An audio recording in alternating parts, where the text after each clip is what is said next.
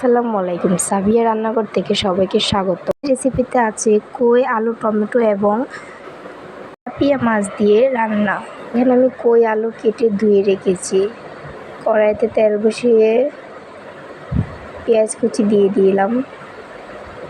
এখন আমি লবণ দিয়ে দিলাম 2 চামচ, ধনিয়া দিয়ে দিলাম 1 চামচ, হলুদের গুঁড়া 2 চামচ,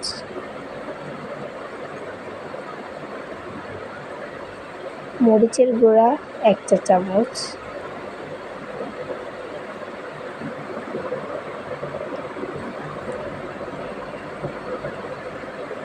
এখন আমি এটাকে নেড়ে চেড়ে নেব একটু। তারপর দিয়ে দিব আদা রসুন বাটা। এখন আমি দিয়ে দিব একটু পানি। আমি আগে পানিটা দেইনি, মশলাটা কষানোর জন্য আমি পরেই পানিটা দিলাম। আপনারা চাইলে আগেও দিতে পারেন। এটাকে আমি এখন ভালো করে মিক্স করব। মিক্স করার পর দেখুন কীভাবে কষানো হয়ে গেছে মশলা। এখন আমি দিয়ে দিলাম কই আলু। এটা আমি ভালো করে মিক্স করে নেব। দেখুন মিক্স করা হয়ে গেছে। একটু অপেক্ষা করে দিয়ে দিলাম টমেটো। আবার আমি ভালো করে মিক্স করে নেব। দেখুন আমার এটা আবার মিক্স করা হয়ে গেছে। এখন এটাকে আমি চেপে চেপে দিয়ে দিলাম। এখন এটা ডেকে দিব। দেখুন ডেকে দেওয়া হয়ে গেছে। কিছুক্ষণ অপেক্ষা করার পর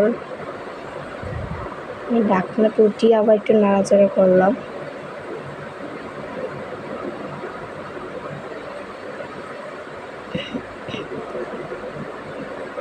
এখন এটাকে নাড়াচাড়া করার পর কষানো হয়ে আসছে। এখন আমি দিয়ে দেবো ঝোল।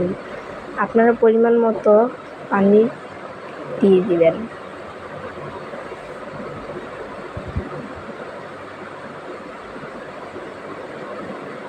দিয়ে আমি কিছুক্ষণ অপেক্ষা করব। অপেক্ষা করার পর তরকারিটা প্রায় হয়ে আসছে। এই জন্য আমি মাছগুলো আগে থেকেই ভেজে রেখেছি, ওই মাছগুলো এখন ঢেলে দিলাম। আমার রান্নাটা এখন তৈরি। ভালো লাগলে